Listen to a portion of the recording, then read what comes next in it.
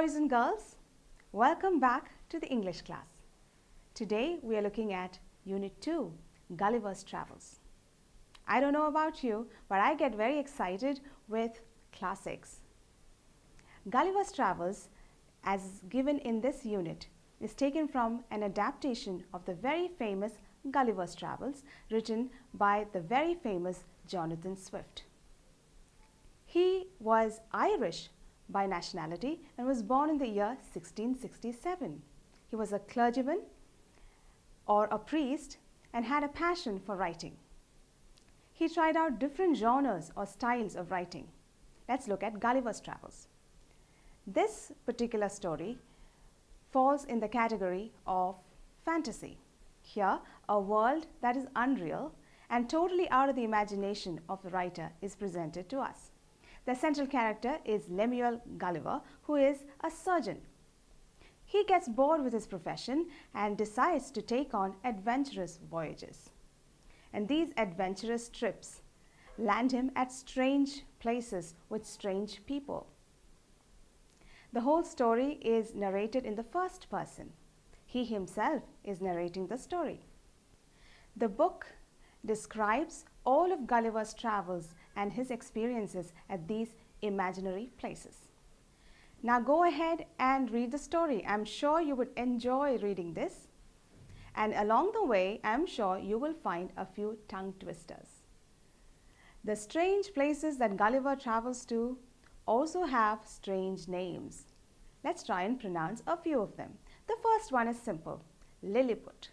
And the people from Lilliput are called Lilliputians. Let's look at the others. Blefuscu. I know, that's a tongue twister.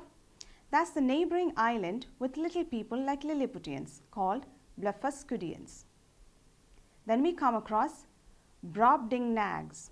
Say that with me, Brobdingnags. This is the land of the giant people. So have fun reading the story, and I'm not giving away any of the suspense. At the end of the lesson, you find a set of words and their meanings. Some of those words might be new to you. Please take time to go through all the words and their meanings and try and use them in sentences of your own.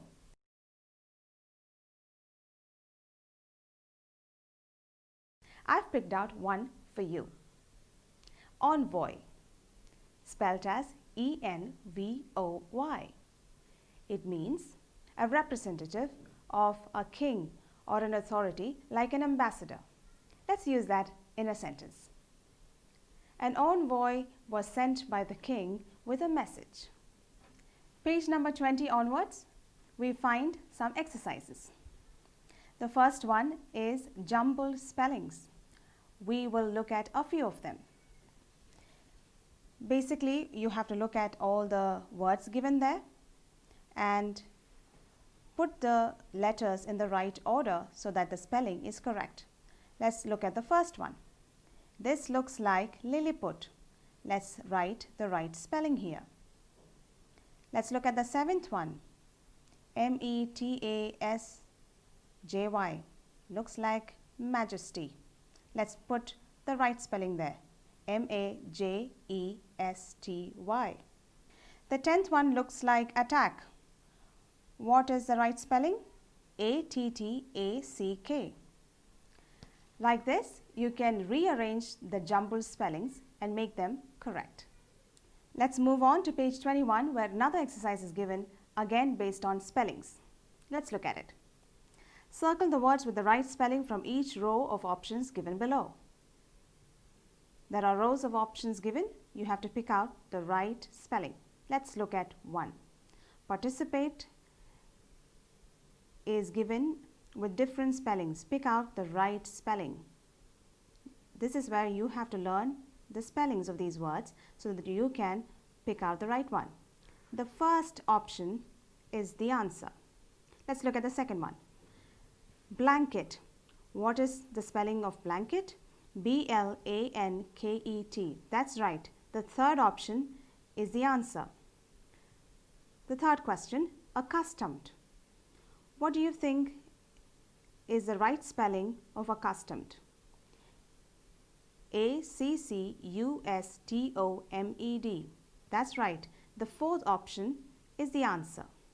Likewise, go ahead and do the rest of the questions as well. This is followed by a comprehension section. The same way you did in the other lessons, you have to try and answer these questions, and if you are in doubt, go back and read the passage once more and then come back and answer these questions. Now we are moving to the grammar section. It is about subject and predicate, the two parts of a sentence. We've learned about this earlier, but we will look at a few more aspects of this in this lesson. A subject is what the sentence is speaking about.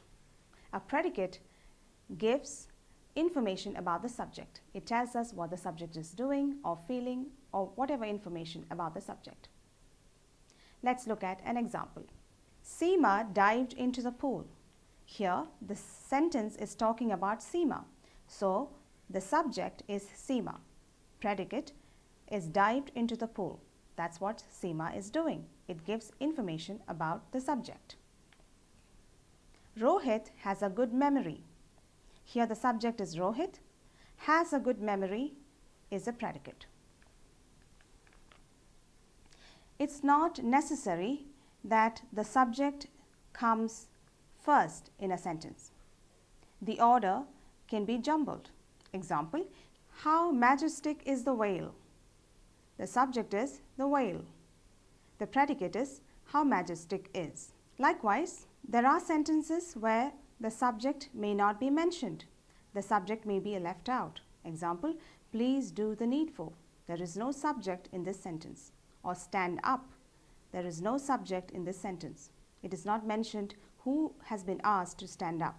There is no subject. These are called imperative sentences, as we have learnt earlier.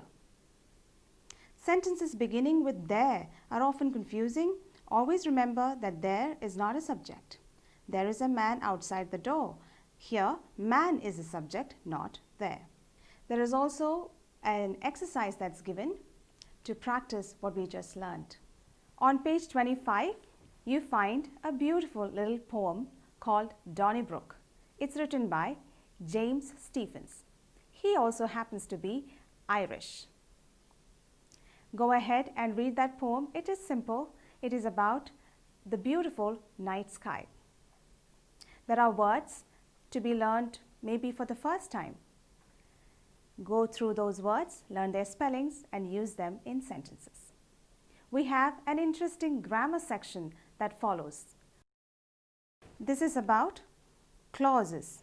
Let's see how a clause is different from a phrase. Both are parts of a sentence. A clause, unlike a phrase, contains a subject and a predicate. Example, Rakesh thinks that he is better than everyone. Here, he is better than everyone is a clause. He serves as a subject and is better than everyone is a predicate. Let's look at a few more examples. The sun rises in the east, but it sets in the west. Pick out the clause from this sentence. Yes, the clause follows but. It sets in the west. Let's look at the next one. People who do not respect others are rude. Let's try and pick out the clause from this sentence. You're right. Do not respect others. That's the clause there. It follows the word who. We've come to the end of the unit. It ends with communication section, which has to do with listening, speaking, and writing. Follow the instructions and keep practicing. Have a good day.